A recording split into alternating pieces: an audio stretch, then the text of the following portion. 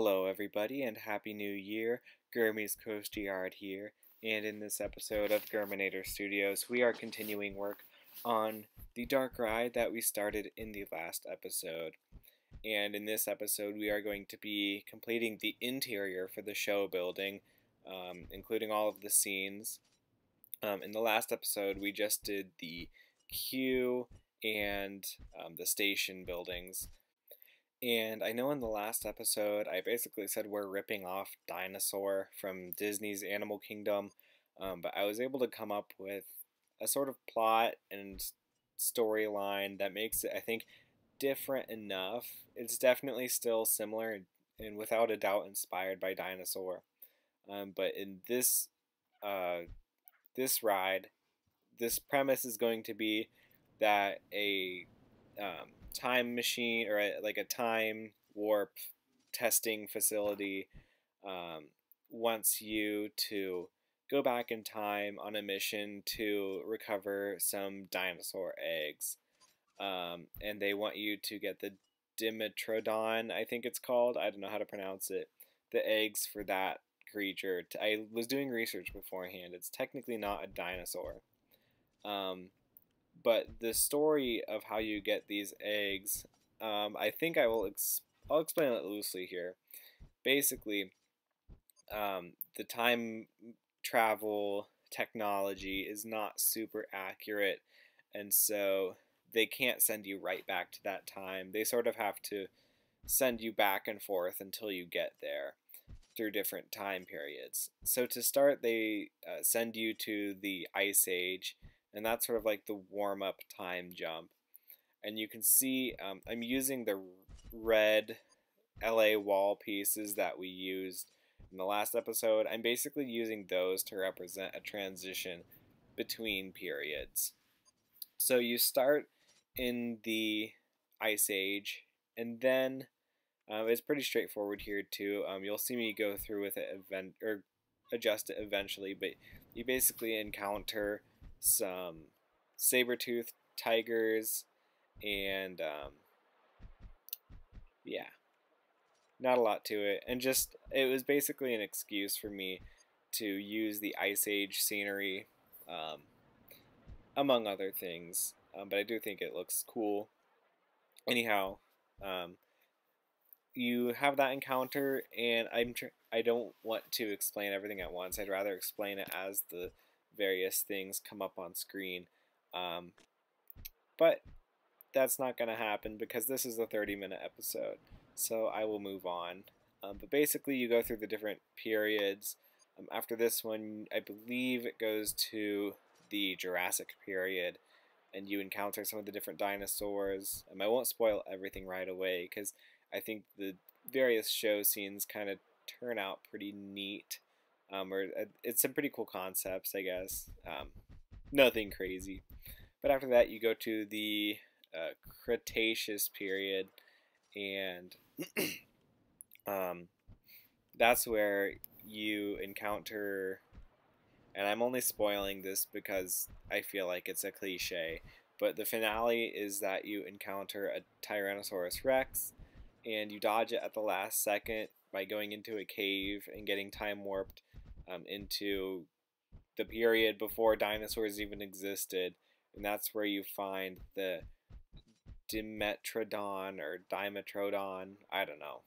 I'm not a paleontologist, but that's where you encounter that animal and you find its eggs, with creative liberties because the dinosaur egg piece in here looks way too big to be the eggs for such a small creature relative. But anyway, you find the eggs and then you get warped back into the present day. And in the next episode, I've already filmed the next episode. I had 3 hours of footage and I didn't want to have one like super long episode. So in the next episode, you'll see how I changed the queue to fit the new theme and storyline. But right here you can see we're building the Jurassic period scene, and basically what I end up doing, I create a little faux landscape here with the different like tile pieces, and I put in a Stegosaurus, and eventually you'll see me put in an Iguanodon. And I really like the way these pieces from the colored wall set kind of fit in here. Um, it's a nice way to make like dirt, but it doesn't need to look exactly like dirt because it's really just a background or a base for the dinosaurs, which are the main set piece. You'll also see at some point I put in, or right here actually, I'm going to put in some giant ferns, and throughout I also use pieces from the adventure scenery. Yeah, I use the dwarf palms here just to break up the color scheme, I guess. So it contrasts nicely with the brown dirt color, and it looks realistic because plants exist in nature. So anyway, um, this scene was pretty straightforward, and most of the scenes follow the same premise of you're just looking at different animals. Same concept as like the dinosaur ride at Disney. Um, that one's a little more focused because you're in the storyline of that ride. You're specifically trying to find an iguanodon. Um, However, in this one, you're just trying to find eggs, and you're trying to get to a specific period. And the reason I had the different periods, I really wanted this ride to hold up continuity wise in terms of there are various dinosaurs in the game, and they're all from various periods of prehistory. And I wanted, I didn't want to put like a dinosaur from the Jurassic period right next to a dinosaur from the Cretaceous period, um, because they wouldn't have been together in real life. So I tried to hold true. It's certainly not perfect because each of these periods is like millions of years long. Um, but I did the best I could, uh, and I think it's better than it needs to be for just a Rollercoaster Tycoon 3 project from a guy who's not a paleontologist. But I did include that attention to detail on that level. So right here you can see we are going in under the floor, and the floor is blue.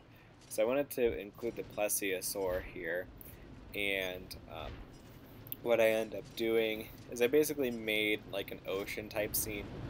Now these vehicles theoretically wouldn't actually be able to go underwater because they're open air, um, but we're gonna pretend like if you can invent time travel technology, you can probably invent force field technology to allow them to go underwater, and that's enough of a justification for me. So, to emphasize the fact that we're going underwater here, I put in a little coral reef that you see when you dive down, just to make it clear that you're supposed to be underwater, and that way it makes sense. And here I was just adjusting the wall colors to try and sort of come up with something that might look a little more underwatery. Because if you look at different angles underwater, you'll see like the color isn't the same. And those things change based on the time of day. But the way water filters light, uh, to my understanding, I believe like the green wavelength is the last to get filtered, which is why things in the distance underwater tend to have a green hue to them. And so, because that lower level of wall is more along the line of sight, I wanted to have more green in it. And then the top one would be at an upward angle where you're looking sort of out of the water. And so I wanted that one to have more of a blue color since there's a lot of blue light shining through from the sky, in theory. Um, that's why I chose to do the colors the way I did. And here, something, so we have plenty of space to build a show building, but in order to fit in enough scenes to make a reasonably length dark ride, I basically maximized my use of the space. And I did that, you already saw me do it once, where I built the first Cretaceous scene on top, I'm sorry, Jurassic scene, and we're still in the Jurassic period, by the way, on top of the Ice Age scene. And here you are seeing me, um, I end up after I finish off some of the scenery, I will build the Cretaceous scene starting on top of the oceanic scene. Now, one thing you'll see me doing here as a quick side note is I am bringing in the walls a little bit, and I this process will be further refined, I guess is the right word, but I want to make sure the access road can basically get all the way to the little lot behind the restaurant we built in a previous episode. And it doesn't right now, and it won't for a little bit. In fact, I can't remember, it might not even get back there until the next episode. Um, However, I want to make sure the restaurant can be accessed from the service road, um, for probably obvious reasons, just so you can get food back there easier and stock, like supplies, I mean. I also didn't want to have the building right up against the restaurant building, since they're two separate buildings, with two separate functions. So you'll see me make those adjustments as we go along. But right now I'm just doing a little more work on the oceanic scene. Again, pretty straightforward. I'm just adding some dark blue walls just to help mask things that don't need to be seen by people on the ride. Mainly the things that are behind the track. Not that they can be seen, but just for continuity's sake. And here you can see me doing the next time warp sequence, we could call it, just to ramp up to the next scene room, if we want to call it that. And I'm constantly adjusting the track to make sure there's room for scenery and to make sure the track makes the most of the space it has. So you can see there, it just goes around the entire perimeter of that room. And I'll adjust the floor a little bit because you can see the plesiosaur peeking his head through. And we certainly don't want a Jurassic dinosaur looking through okay, I guess theoretically the time travel here would be using some sort of wormholes. So logically speaking, I suppose you could justify a Jurassic dinosaur peeking its head through into the Cretaceous period. But for the sake of, we don't, for consistency's sake and continuity's sake, and the fact that this is actually based in the real world, we don't want matter phasing through matter. We don't want a dinosaur phasing through the floor, because even though this is a fantasy and a fiction, but the design is limited by real world limitations, obviously. And here, oh goodness, I can't read that. My screen is so tiny, so I don't remember what dinosaur this is. I think it's the something cephalus or whatever. Um, and just a small dinosaur that I could fit in, because it is, according to my Google research, a Cretaceous dinosaur. And there you can see me putting in a ceiling just to have a dark color there, so on top I can have the brown dirt color. So I basically built two uh, thin boxes, as you can see. One to be the ceiling of the ocean room, and one to be the little platform that these guys stand on. And I was struggling to find plants that really fit in properly because of the plesiosaur underneath. For whatever reason, some of the scenery items and plants didn't want to go in those spots. So I used the low adventure hedgerow, and I figured from the rider's perspective that'll be at eye level, so they won't even know it's like arranged in a grid shape. And that's just fine by me. And here I was trying to come up with what I wanted to do. I knew I wanted to include the pterodon here. Um, and originally I wanted it to be like sitting up on a ledge, and then you basically go down underneath it, or something to simulate being up in the sky. But in the end, I decided to go the simple route and just have it perched on a ledge, and nothing too complicated.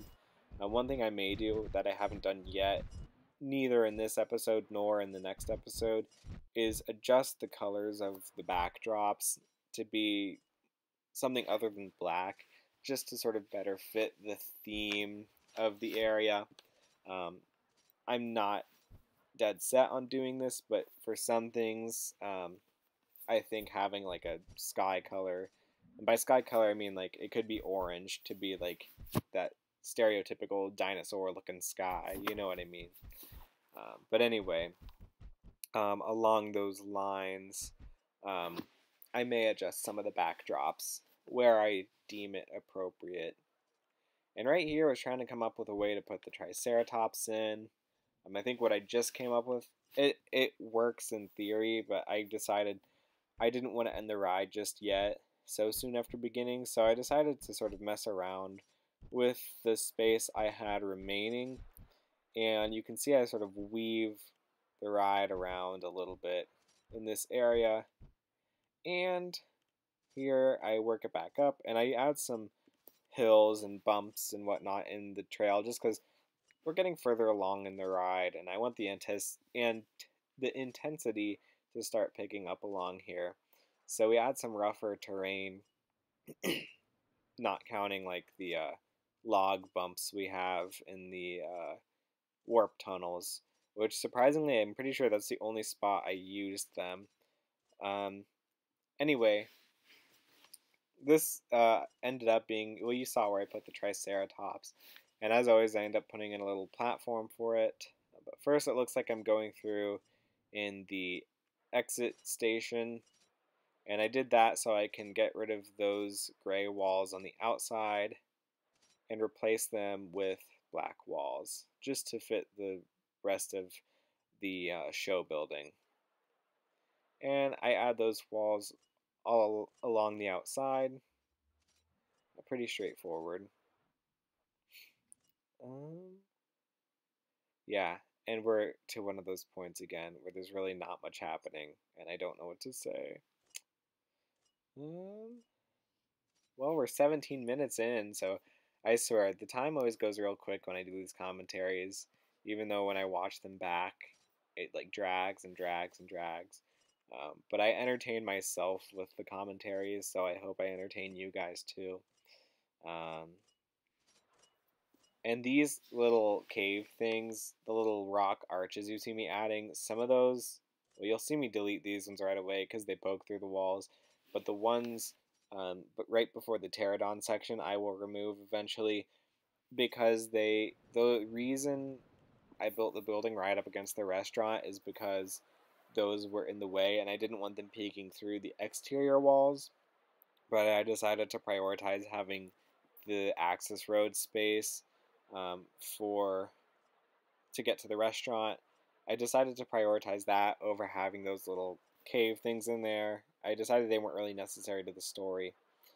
Um, and here I jumped ahead a little bit and started working on this um, finale. Well, yeah, finale to the ride. I put the egg piece in there, and originally I had it just as you see it, but eventually I wanted to add the Dimetrodon, Dimetrodon, Doug Dimetrodon, owner of the Dimsdale Dimetrodon Dome. Uh, no, okay. Um, anyway, I eventually add that guy in there just to have some more. Oh, what's the word? Just so that way you can really like help reiterate that that's the dinosaur and the eggs that you're looking for. And in theory, riders would know this from the pre-show video, but you can't actually do pre-show videos in Rollercoaster Tycoon 3. Um, so as it stands, we're just gonna pretend like they already know what they're looking for, and then they'll see that guy at the end of the ride. There will probably be some like radio transmission, like, "Oh, good, you found him. Let's go. Let's get out of here." It's kind of like on Dinosaur at Disney, the ride we're definitely not ripping off. Um, anyway, that's what I have, and you can see there where I did put him in, and I moved the dinosaur eggs back a little bit because you'll still have a head-on view of those, and there's only one row of seats per vehicle, so there's no way anyone's view will be obstructed except by the little windshield thing. And that all that takes place right underneath the sort of entry ramp into the show building. Um, so you can see me working on that a little bit. And here I'm just finishing up the walls for the finale room with the T-Rex. One thing I didn't love was that that wall goes right next to the track, which means at certain points the T-Rex, the view of him is kind of obstructed. Um, However, so I put these ferns in here to sort of mask the view anyway, and I think I end up getting rid of them. Um, but I do a lot more with the flora in that room, just to help sort of make it feel like the obstruction of view is justified. Oh, and as I promised in the last episode, I'm getting rid of these little girder supports around the time machine. And it definitely, when we do the POV at the end, you'll see that it looks a lot nicer without them. It definitely feels a lot less cramped. And here I'm adding some mist effects on the edges of the little time warp tunnels, um, just to help it look nice, help it add some ambiance, as they say. And here I'm finishing up the Triceratops room, where I'm getting started to. I ended up looking at that guy whose name I can't remember. It looks like it's a long one, and I end up just sticking with the Triceratops in that room. And you'll see right after the pterodon scene is where I put the other guy because he fit there. He was a 1x3 scenery piece, so he fit right in that little narrow gap, and it worked out. And I do some more with the scenery eventually to really make it work in the end, I guess. Uh, Words sometimes have a way of being difficult to come up with, if you know what I mean. Uh, and here, I'm just doing some more with the scenery around the Triceratops. The same thing we've been doing. Eventually, I'll put some misters in there. I'll go through the whole ride and add misters. And misses, because we don't discriminate here. No, I'm just messing. But anyway, right now I'm in that phase of the bulk of stuff is done, and then now it's about adding the finer details. So you can see me adding the low adventure hedge growths along the edges. Oh, and here's where I added that guy in there. But anyway, those just sort of help establish a more natural barrier between the earthy platforms and the track. And I did a little work on the platform in here to get this dinosaur in the right spot. You'll see eventually, I basically put him in the original spot at a height I felt fine putting him with, so he's not too close to the track. And regarding the platform, I haven't done this a whole lot on the inside, but eventually here, whenever I get to it, you'll see me use the office roof edge right under his feet, and that's because it clips into his feet. So that way he's properly affixed to and standing on the platform. And I just put a little low adventure hedgerow in there, just to help break up that unnatural looking edge. You can see it there. Good timing, me. And here's a little spoiler for how the finale is going to look, but it'll look a little different in the end. And what else? I think, okay, so I moved the T-Rex up a little bit because that roof you see there was like, I felt like I was scraping my forehead against it when the ride went through there. So I moved the T-Rex up a little bit, and I'll move the roof, or the little ceiling of that tunnel up a little bit at some point. Yeah, here's where I do that. So I also adjust the tunnel on the inside, because we only get a full height LA wall, so I had to sink one into the ground a little bit to get the extra third. And here you see me experimenting with the rock entrance, but to no avail.